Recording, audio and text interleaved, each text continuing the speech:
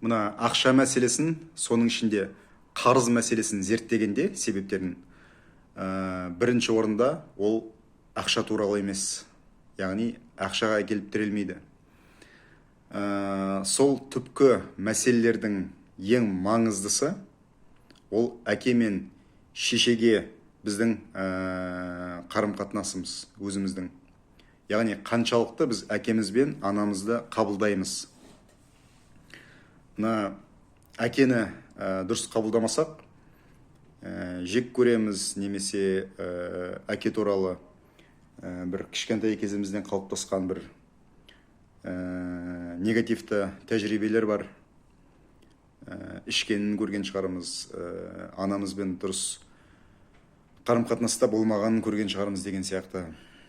Немесе қатал болған шығар. Мүмкін әкені көрмеген шығарсыз.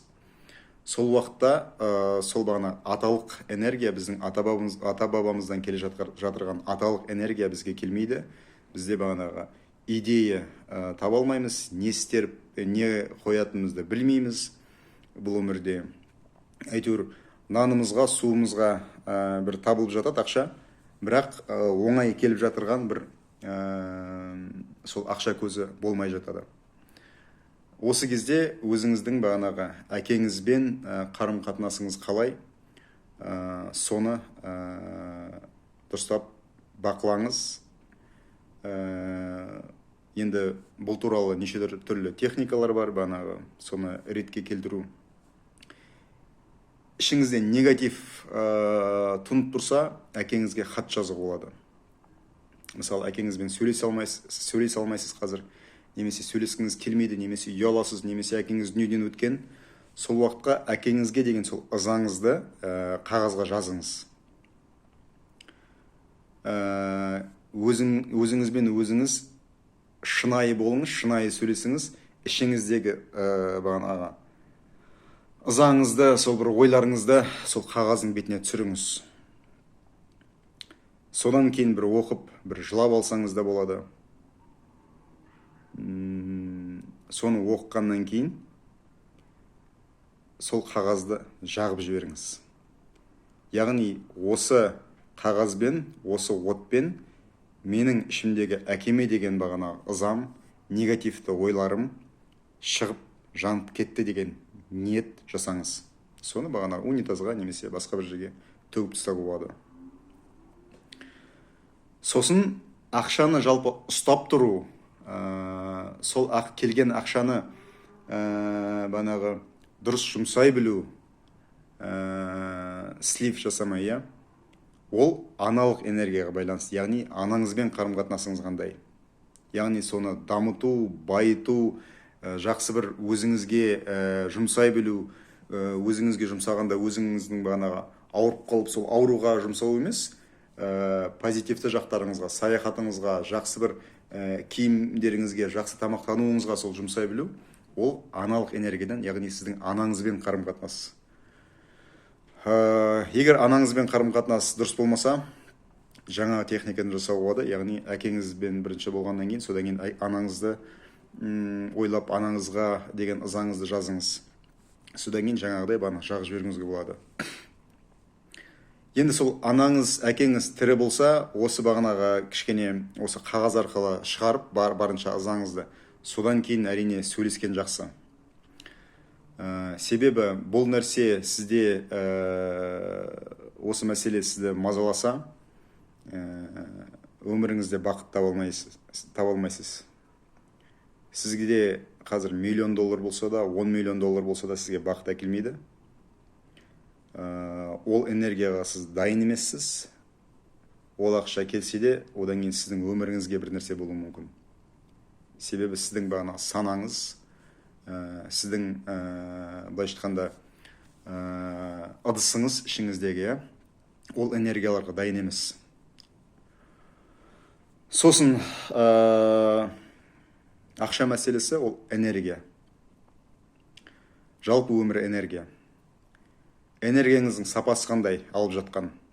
Мына интернеттен қандай контент қарайсыз, қандай киноға әуессіз, қандай музыка тыңдайсыз, қандай адамдармен сөйлесіп жүрсіз, өсек айтқышсыз ба, өтірік айтқышсыз ба, біреудің сыртынан әңгіме тасығышсыз ба, деген сияқты сондай мәселелер бар.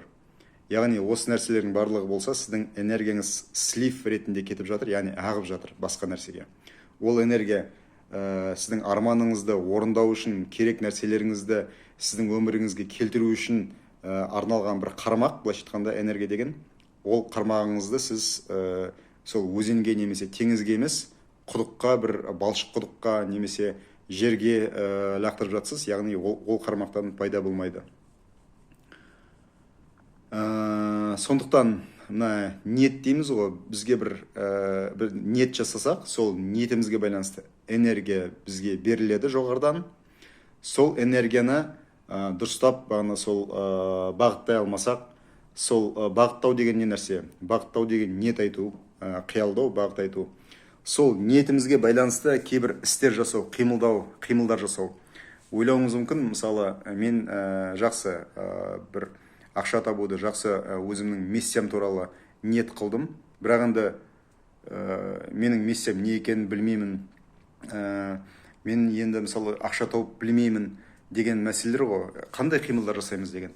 Осы телефонды алып, ішінен бір керекті ақпараттарды іздей бастау, соның өзі қимыл. Нағыз болмаса, мен мысалы дұрыстап бір миссиямды орындау арқылы байығым келеді деп ниет қоясыз да, таңертең серуенге шығасыз, сол әр қадам сайын мен байып жатырмын. Әр қадам сайын менің өмірімде ақша көбейіп жатыр деп ниет қыласыз. Сіздің түп санаңыз үшін сол бағана жүрген әр қадамыңыз сол қимыл. Ол да бір кәсіп сияқты қабылдайды. Яғни сізге бір сондай мүмкіндіктерді әкеледі өміріңізге. Энергияның сапасы. Мына мысалы тамақ жеп болып, ыдыс аяқты жуып жатқанда, мен кармамды тазартып жатырмын деп ниет қойсаңыз да болады. Яғни ыдыс аяқты жуып жатқанда кармаңызды тазартып жатырмын. Яғни сол уақытта сізге позитивті энергия келе бастайды өміріңізге.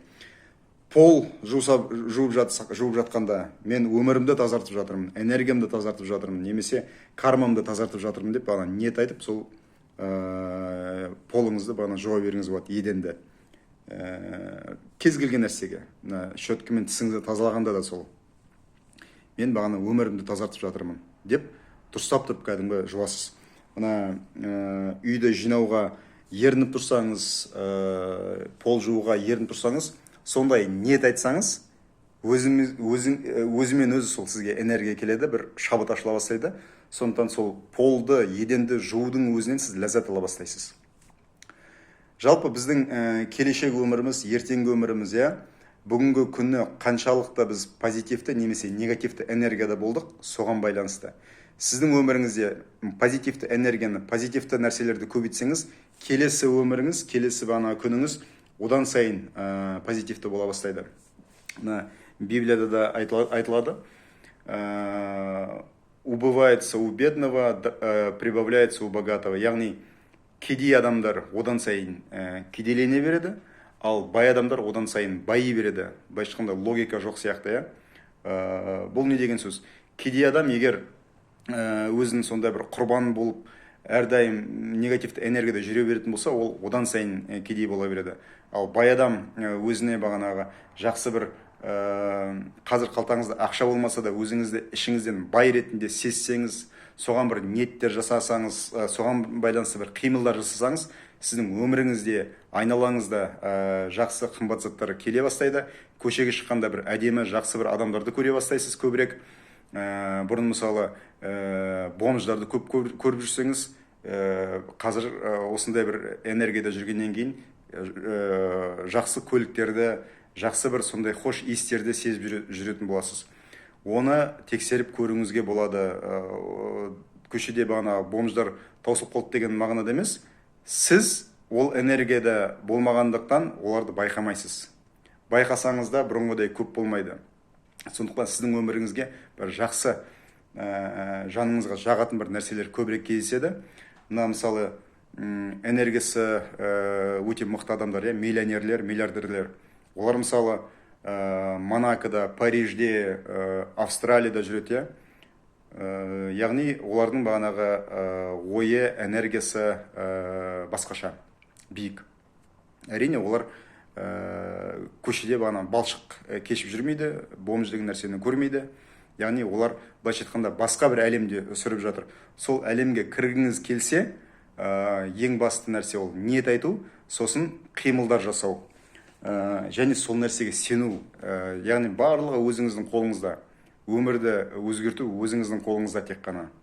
Сондықтан арманымызға бекем болайық, берік болайық, кішкентай қимылдарды жасап, мақсаттарымызға жете берейік.